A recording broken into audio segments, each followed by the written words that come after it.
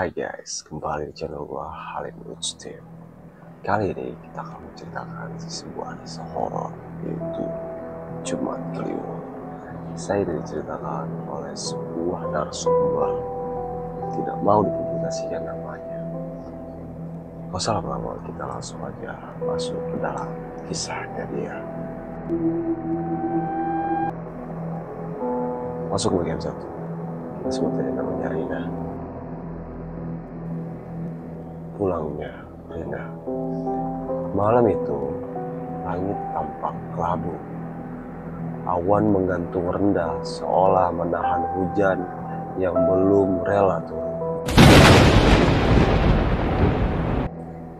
Di jalan desa yang sepi dan hanya terangi lampu-lampu kuning termaram, terdengar deru motor metik yang meraung pelan di antara sunyi. Rina, seorang gadis berusia 22 tahun, baru saja turun dari bus jurusan kota dan kini sedang dalam perjalanan menuju rumah neneknya di desa Karangjati. Ia memutuskan pulang karena kabar duka. Kakeknya meninggal dunia 3 hari lalu. Namun, karena kesibukan kerja dan tugas kuliah, Rina baru sempat pulang hari ini. Apalagi hari ini bertepatan dengan Jumat Kliwon, malam yang selalu menjadi buah bibir warga desa. Jumat Kliwon, Rin, jangan pulang malam-malam begitu, kata ibunya lewat telepon siang tadi. Tapi Rina tetap percaya pada tahayul baginya malam hanyalah malam.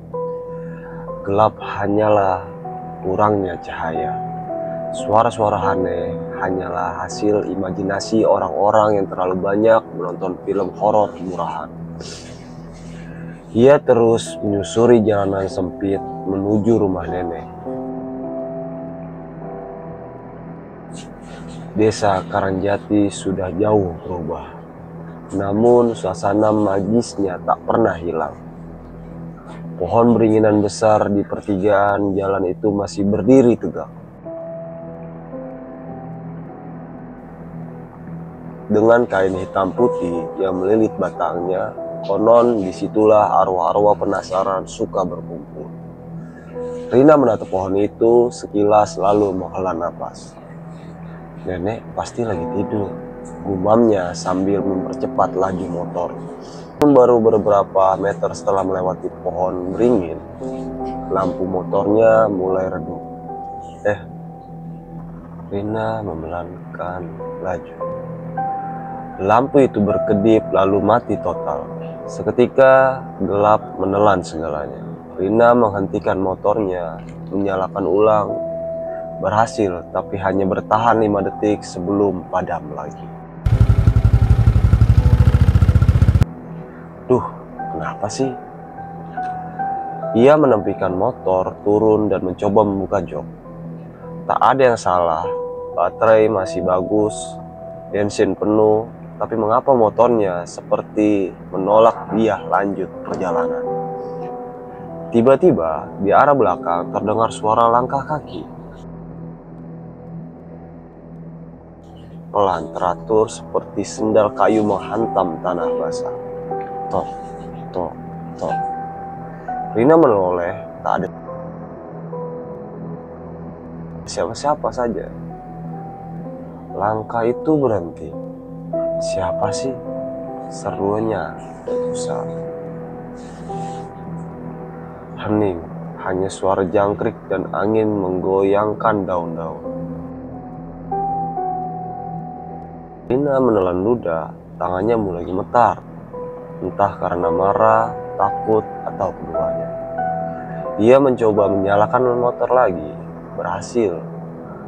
Tanpa pikir panjang, ia langsung tancap gas, tanpa menoleh ke belakang sedikit. Rumah neneknya akhirnya terlihat. Rumah panggung tua itu berdiri terang di antara kebun pisang dan pohon randu. Lampunya menyala samar dari jendela. Rina merasa sedikit lega. Ia mengetuk pintu. Tok tok tok. Tak ada jawaban. Ia mengetuk lagi. Masih sepi. Aneh. Nenek bilang nungguin aku. Ia mencoba memutar gagang pintu. Tak terkunci. Perlahan ia dorong pintu berderit pelan.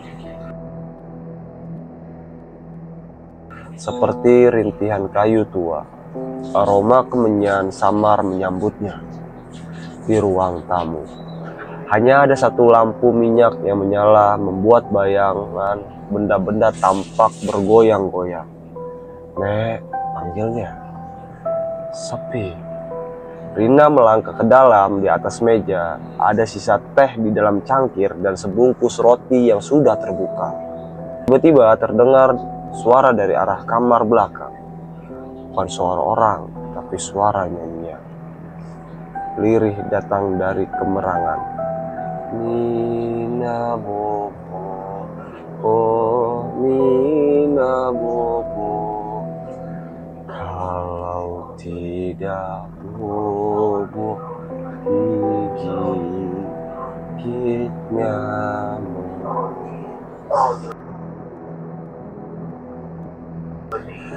Suara perempuan tua itu tak bernada. Rina menggigil. Nek. Ia melangkah dekat. Setiap langkah terasa berat. Lantainya seolah mengisap kaki. Tiba-tiba brak. Jendela kamar tertutup dengan keras. Rina menjerit pelan. Dengan tangan gemetar, ia mendorong pintu kamar. Di dalam tampak ranjang dengan lampu putih menggantung. Ada tubuh seseorang berbaring. Nenek, bisiknya. Ia mendekat. Tubuh itu terbungkus selimut. Wajahnya menghadap dinding. Pelan-pelan, Rina menyentuh pundaknya. Rin. Tubuh itu membalik dengan cepat dan wajah yang menghadapnya bukan wajah neneknya, melainkan wajah kakeknya yang sudah meninggal. Dengan mata melotot dan mulut terbuka lebar seperti hendak berteriak. Rina terlonjak, jatuh terduduk di lantai. Tubuh itu menghilang. Kosong. Kasur itu kosong, tak ada siapa-siapa. Rina merangkak ke belakang, panik, napasnya tersegal, jantungnya berdegup keras, keringat dingin membasahi tubuhnya. Tiba-tiba dari belakang kelambu muncul wajah neneknya, tenang, senyum kecil di bibirnya. Rina, kamu sudah datang. Nenek, suara Rina gemetar. Iya sayang, kamu lelah ya? Ayo masuk, istirahat. Besok kita ke makam kakek, kata nenek. Rina berdiri perlahan. Wajah neneknya tak menunjukkan keganjilan. Ia pun menuruti ajakan itu dan masuk ke kamar tamu. Tapi malam itu, ia tak bisa tidur. Bayangan wajah kakeknya yang menyeramkan terus menghantuinya. Dan di luar, di balik jendela kamar, sesosok bayangan hitam berdiri diam menatap ke dalam kamar. Matanya merah menyala, mulutnya terus menggumam. Jumat Kliwon, Jumat Kliwon. Kita lanjut ke bagian 2. Matahari pagi menyusup masuk melalui celah jendela. Menyinari kamar tamu tempat Rina tidur semalaman. Namun tidur itu tidak benar-benar nyenyak. Semalam ia hanya terlelap sebentar-sebentar. Sering terbangun oleh suara ketukan aneh di dinding dan bisikan lirih yang entah dari mana datangnya. Saat ia terbangun dan melihat jam dinding tua itu menunjukkan pukul 06.44, mata lalu menatap langit-langit kamar yang tampak kusam dan berdebu. Beberapa titik sarang laba-laba menggantung malas. Tapi yang paling membuat Rina resah adalah suara tangisan yang ia dengar tadi malam. lirih seperti suara anak kecil, atau lebih tepatnya suara bayi. Ia membuka pintu kamar dan mendapati rumah sudah ramai oleh beberapa orang tetangga. Seorang ibu tua sedang menyapu halaman, dan ada dua orang bapak sedang duduk di balai bambu depan rumah sambil berbicara dengan nada pelan. Di ruang tamu, neneknya Bu Lastri sedang menyajikan teh untuk tamu-tamu yang datang. "Oh, Rina, kamu sudah bangun?" sapa neneknya dengan senyum lembut. "Iya, Nek, Rina tadi malam gak bisa tidur." Bu Lastri menatapnya tajam sesaat, lalu mengangguk pelan. "Sudah kuduga, malam Jumat Kliwon memang bukan malam biasa di desa ini." "Maksudnya, Nek?" Bu Lastri menarik napas panjang. Ia duduk di samping Rina dan mengusap pundaknya. "Ada sesuatu yang perlu kamu tahu, tapi tidak semua orang di sini berani berbicara tentang itu, terutama orang-orang muda. Mereka menganggap ini cuma mitos, tapi semua kejadian aneh yang kamu alami semalam itu bukan kebetulan." Rina mulai merinding. Ia belum sempat cerita soal motor mati, wajah kakeknya yang muncul dan bayangan merah di jendela. Tapi Bu Lastri seolah sudah tahu. Dulu, sebelum desa ini ramai sekarang, di hutan dekat Beringin Besar itu, ada pemujaan. Leluhur kita dulu pernah membuat perjanjian dengan sesuatu. "Perjanjian?" tanya Rina. Alisnya mengernyit. "Ya, mereka menyebutnya Sang Penunggu Kliwon, sosok gaib yang menuntut tumbal tiap malam Jumat Kliwon terakhir di bulan Sura. Dan itu malam tadi." Bu Lastri mengangguk pelan. "Iya, malam puncaknya. Dan kamu datang tepat saat pintu antara dua manusia dan makhluk gaib terbuka." Rina menelan ludah, tenggorokannya kering. "Tapi kan Rina gak niat apa-apa, Nek. Rina cuma mau pulang." "Aku tahu, tapi kedatanganmu mungkin dianggap sebagai tanda." Tiba-tiba suara ketukan terdengar dari pintu belakang. Bukan dari luar, melainkan dari dalam dapur. Bu Lastri terdiam. Matanya berubah serius. "Kamu tunggu di sini," ujarnya pelan. "Nek, jangan." Tapi Bu Lastri sudah berdiri dan menuju ke arah suara. Rina refleks mengikutinya. Saat sampai di ambang dapur, pintu kayu belakang rumah itu perlahan terbuka sendiri. Berderit, dan di luar berdiri seorang laki-laki tua berpakaian serba putih, mengenakan belangkon dan membawa tongkat kayu. "Kakang," gumam Bu Lastri. Lelaki itu mengangguk, matanya tajam menatap Rina. "Aku datang karena cucumu sudah masuk dalam lingkaran," katanya. Suaranya berat, seperti bunyi gendang tua. "Lingkaran?" ulang Rina. Lalu ia memperkenalkan diri. "Namaku Mbah Tarto. Aku juru kunci makam tua di belakang hutan desa. Kamu cucu dari Rasto dan Lastri, ya?" "Iya." "Kamu lihat sesuatu semalam?" Rina ragu, tapi akhirnya mengangguk. Ada bayangan mata merah. Mbah Tarto menatap langit sesaat. "Sudah kuduga kau dipanggil." "Dipanggil oleh siapa?" jawab Rina. "Bukan siapa, tapi apa," jawabannya. "Apa maksudnya, Mbah?"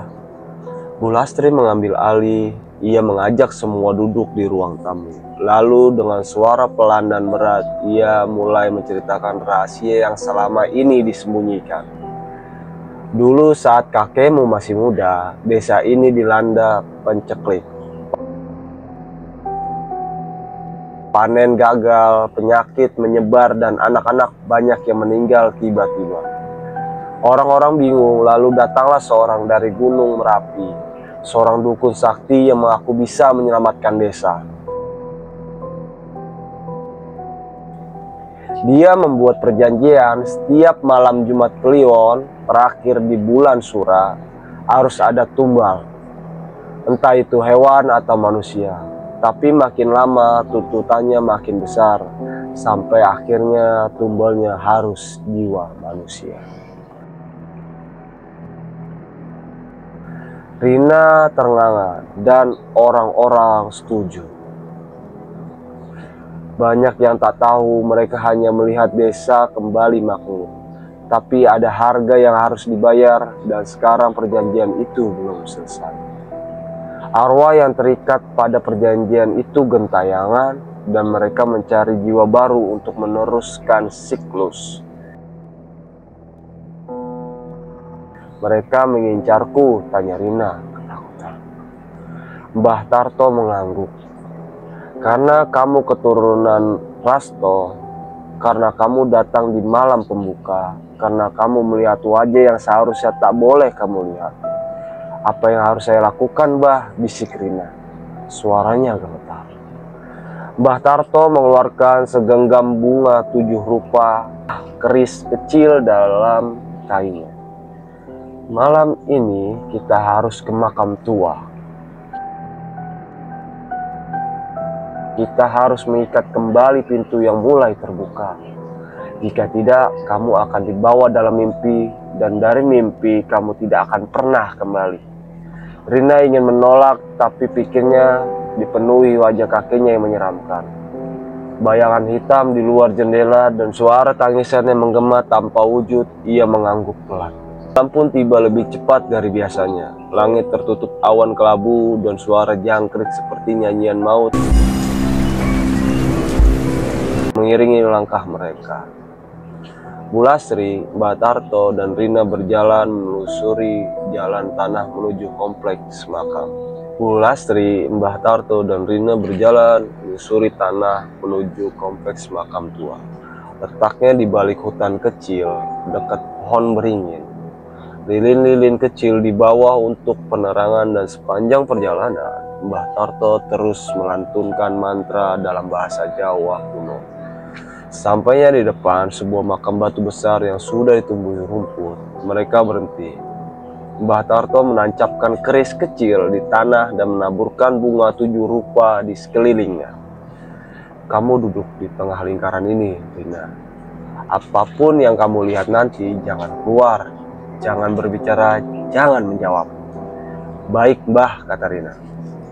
Lilin dinyalakan, asap kemeyan mengebul. Angin mulai berhembus lebih dingin, pohon-pohon berdesir pelan, lalu tanah bergetar. Suara tangisan bayi terdengar dari arah barat. Suara perempuan menyanyikan dari utara dan suara tawa laki-laki tua dari arah selatan. Mbah Tarto berteriak, pintu mulai terbuka. Asap kemeyan berubah menjadi pekat dan menebal seperti kabut. Dari dalam kabut itu muncul sosok seorang perempuan berambut panjang dan gaun putih robek. Seorang anak kecil tanpa mata dan sosok tinggi besar dengan kepala kambing. Mereka melilingi lingkaran bunga tepat Rina duduk, matanya menatap ke depan tak berani bergerak. Sosok tinggi itu melangkah dekat. Nafasnya berat, panas, dan berbau darah. Ia menunduk menatap Rina dekat. Pewaris darah lama, waktumu hampir tiba. Bisiknya dengan suara seperti gemuruh. Rina menahan napas, tangannya gemetar, tapi ia ingat pesan Mbah Tarto. Sosok itu mengangkat tangannya, tapi sebelum menyentuh Rina, Mbah Tarto menusuk keris kecil ke tanah dan berteriak, "Sangsra bengsa kembalilah. Surodiro Joyo Ningrat lembur dening pangas tuti."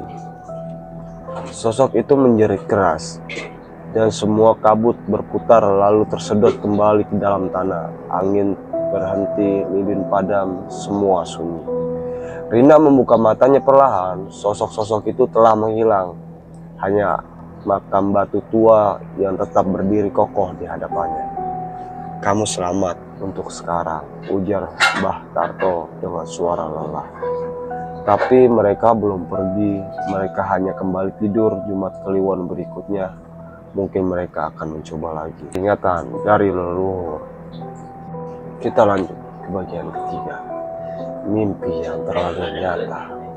Sejak malam di makam tua itu, Rina tak lagi sama. Siang hari ia tampak normal, tersenyum mengobrol dengan Bu Lastri, membantu menyapu halaman. Tapi malam hari, saat gelap merayap dan jangkrik mulai bernyanyi, teror kembali datang lewat mimpi. Mimpi-mimpi itu bukan sekedar bunga tidur. Mereka nyata, mereka menyakitkan. Dan yang lebih parah, mimpi itu terasa seperti dunia yang tidak bisa ia tinggalkan. Malam pertama setelah ritual di makam, Rina bermimpi sedang berada di tengah sawah, kabut menggantung tipis di atas tanah. Jauh di seberang tampak sebuah rumah joglo tua, lampunya menyala samar. Ia melangkah mendekat, setiap langkahnya terasa berat seperti berjalan di lumpur. Tapi entah mengapa, tubuhnya terus dipaksa berjalan. Ketika ia hampir tiba, suara tangisan bayi kembali terdengar. Rina mengetok pintu joglo itu, tok, tok, tok. Pintu terbuka perlahan. Dan di dalam tampak seorang wanita berbaju putih duduk bersimpuh menggendong bayi yang menangis tanpa suara. Saat wanita itu menoleh, Rina tersesak, wajahnya datar, tanpa mata, tanpa mulut. Rina mundur, tapi kakinya menancap di tanah. Wanita itu berdiri, bayinya berubah menjadi arang lalu meleleh di lengannya. "Kau belum selesai dengan kami," bisiknya. Rina menjerit, lalu terbangun di tempat tidur, tubuhnya basah oleh peluh. Tapi yang membuatnya panik bukan itu, melainkan telapak kakinya penuh lumpur kering. Tangannya gemetar saat menyentuh kaki. Ia berlari ke kamar mandi, cermin di sana buram oleh uap. Tapi ketika ia menyeka permukaannya, refleksinya tak menatap balik. Wajahnya sendiri tak terlihat di cermin. Ia terdiam, napasnya tercekat, lalu tiba-tiba di balik pantulan cermin muncul wajah lain, wajah bayi. Menangis, berdarah, menjerit. Berah. Rina menjatuhkan cermin itu, pecah berkeping-keping. Bu Lastri lari masuk, kaget. "Rina, kenapa?" Rina menatap neneknya dengan mata merah dan napas tersegal. "Mereka datang lagi, Nek. Mereka datang lewat mimpi." Bu Lastri menatap pecahan kaca. Ia menarik Rina ke ruang tengah. "Kita harus ke Mbah Tarto lagi." Mbah Tarto kali ini tampak muram dari biasanya. Mbah Tarto kali ini tampak lebih muram dari biasanya. Ketika Bu Lastri datang dan Rina datang, ia sedang membakar dupa di depan sebuah altar kecil di rumahnya yang penuh kayu tua dan dinding anyaman bambu.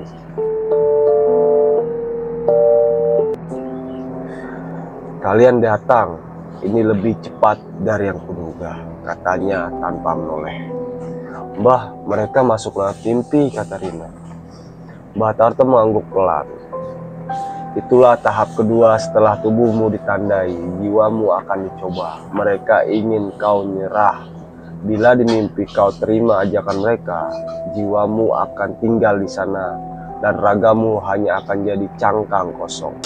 "Lalu bagaimana caranya keluar dari lingkaran ini, Mbah?" suara Rina sambil gemetar. Mbah Tarto menatapnya dalam-dalam. "Ada satu cara, tapi berbahaya. Apapun aku sudah tak tahan. Satu-satunya jalan untuk menghentikan mimpi itu adalah dengan menutup pintu yang terbuka dari dalam. Kau harus masuk ke dalam dunia mimpi itu dengan kesadaran penuh dan menemukan pintu gaibnya. Tutup pintu itu dengan darah keturunan asli perjanjian, yaitu darahmu sendiri." Rina menelan ludah. "Dan kalau aku gagal?" Rina.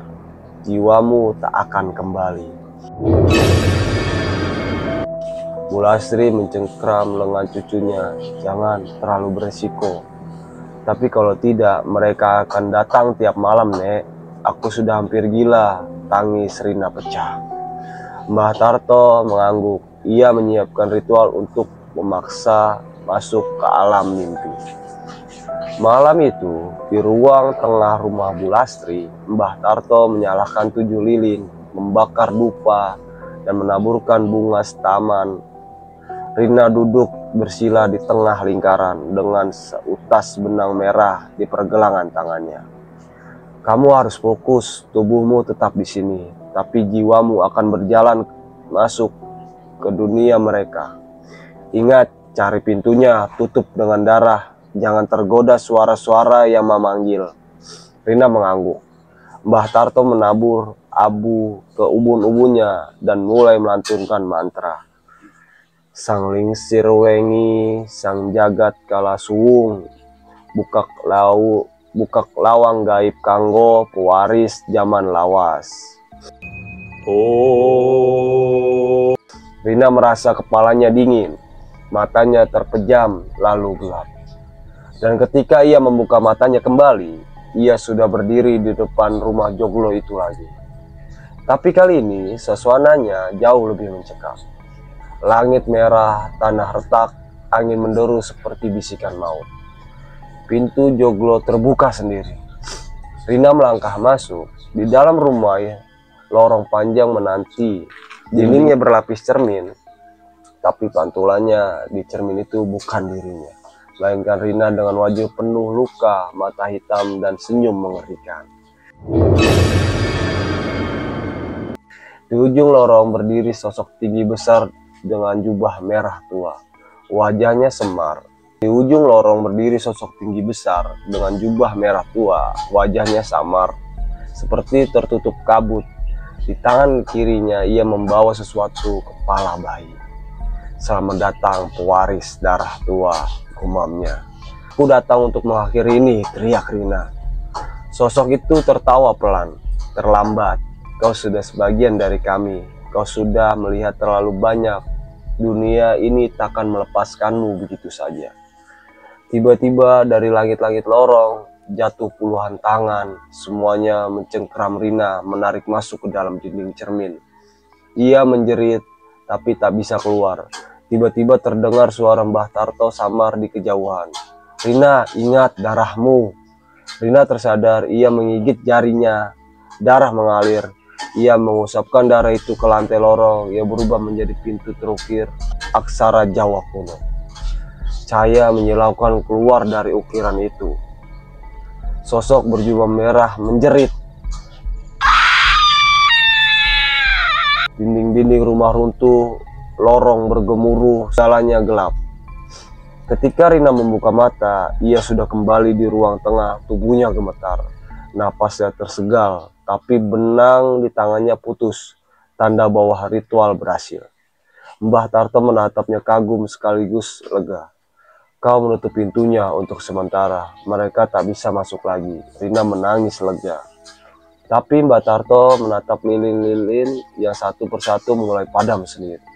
Namun ingat, mereka tidak pernah benar-benar pergi. Jumat Kliwon berikutnya akan ada pewaris baru yang mereka incar. Oke. Kita lanjut ke bagian akhirnya. Kutukan leluhur. 2 minggu berlalu sejak Rina menutup pintu gaib dari dalam 2 mimpi. Desa Karangjati kembali tenang. Malam-malam tak ada lagi penuh bisikan atau bayangan yang mengintainya dari jendela. Tapi di hati Rina ada kegelisahan yang tak bisa padam. Ia sering terbangun di tengah malam bukan karena teror, melainkan rasa bersalah karena ia tahu sesuatu masih tertinggal di dunia sana.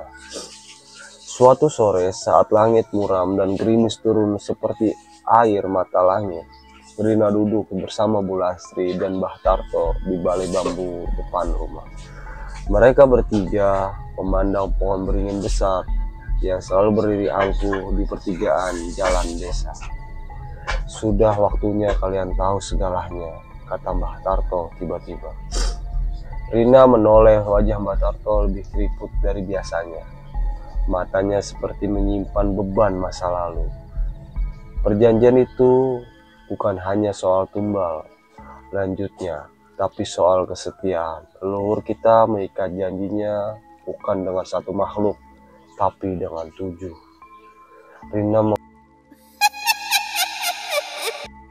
Rina menegang. 7 makhluk.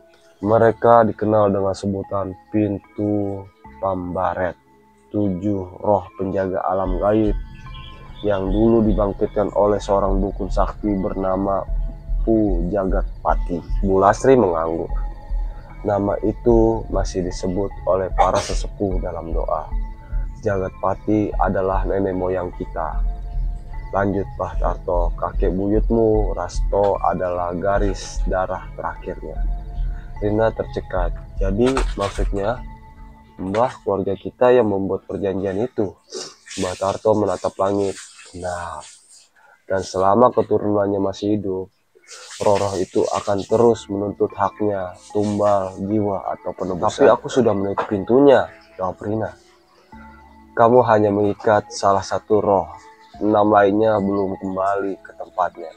Itulah mengapa kamu masih merasa gelisah. Kamu belum selesai. Rina mematung, tiba-tiba langit dalam mimpi itu dan 6 bayangan lain berdiri di belakang sosok berjubah merah.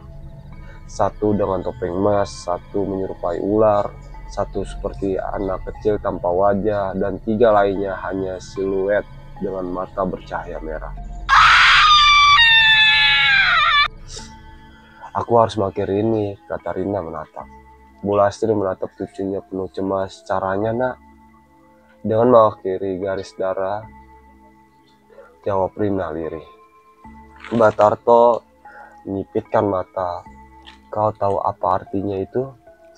Kalau mereka hanya bisa masuk selama darah keturunan Jagat Pati masih mengalir, maka aku harus membuatnya berhenti.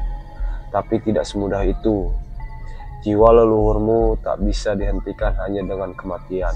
Mereka harus diyakinkan untuk pergi, untuk dimaafkan. Mbah Tarto berdiri. Ia mengambil sebuah kotak kayu dari dalam rumah. Di dalamnya ada sebuah gulungan kain kuno dengan aksara Jawa kuno. Di tengahnya tergambar pintu besar dengan 7 lubang kunci. Ini disebut Sasana Wening.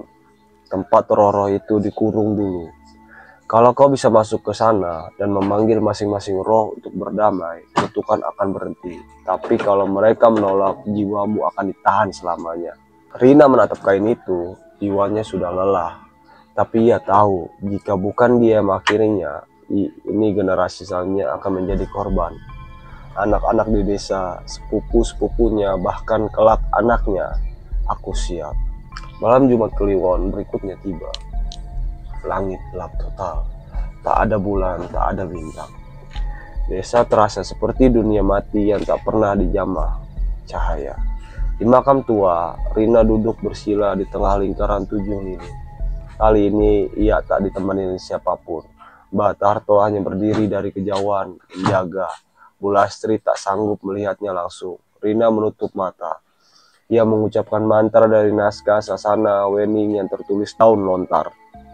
Sak pradahing lelembut datangga marang pawiyatangning sukma kulo Jagat Pati titis nyuwun pisungsung pagapura.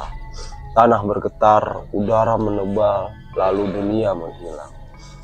Rina kembali berada di dunia lain, tapi kali ini bukan di rumah Joklo. Ia berada di depan pintu besar dengan 7 lubang. Di atas pintu itu tertulis Sasana Wening, sing melebu kudu ikhlas, metu kudu tulus. Satu persatu roh mulai muncul. Bayangan mereka menjadi wujud nyata. Sosok pertama, wanita bertubuh ular dengan mata hijau menyala. Aku penguasa sungai, ditinggalkan setelah desa mengering. Siapa yang memanggilku kembali?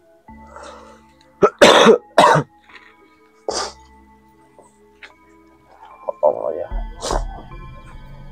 Rina menjawab, aku mohon maaf atas pengkhianatan manusia.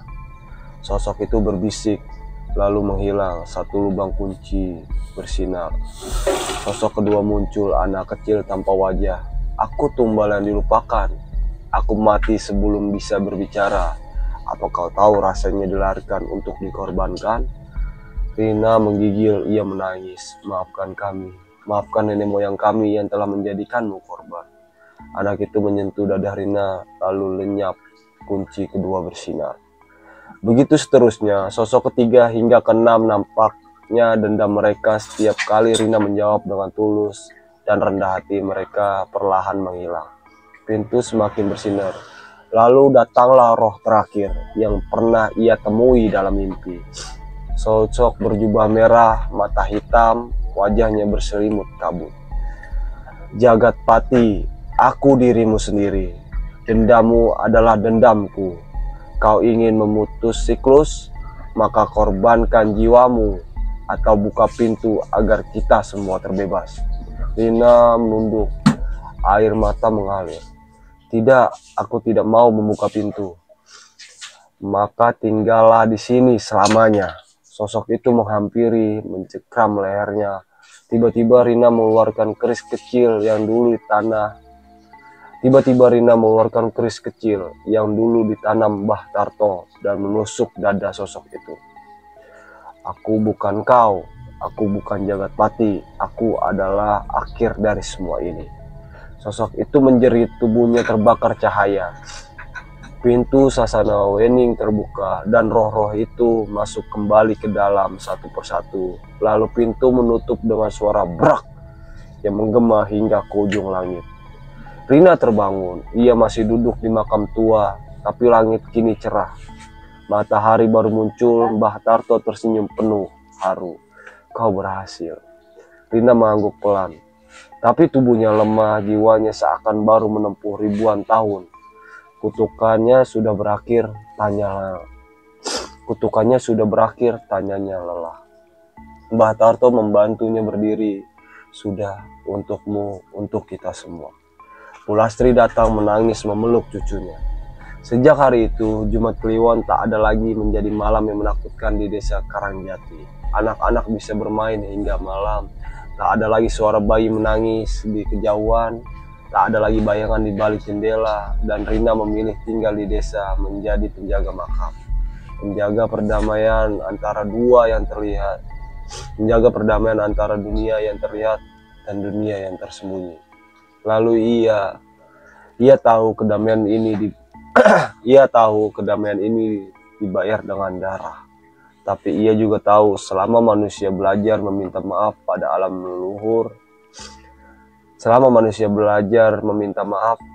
alam dan leluhur, kutukan tak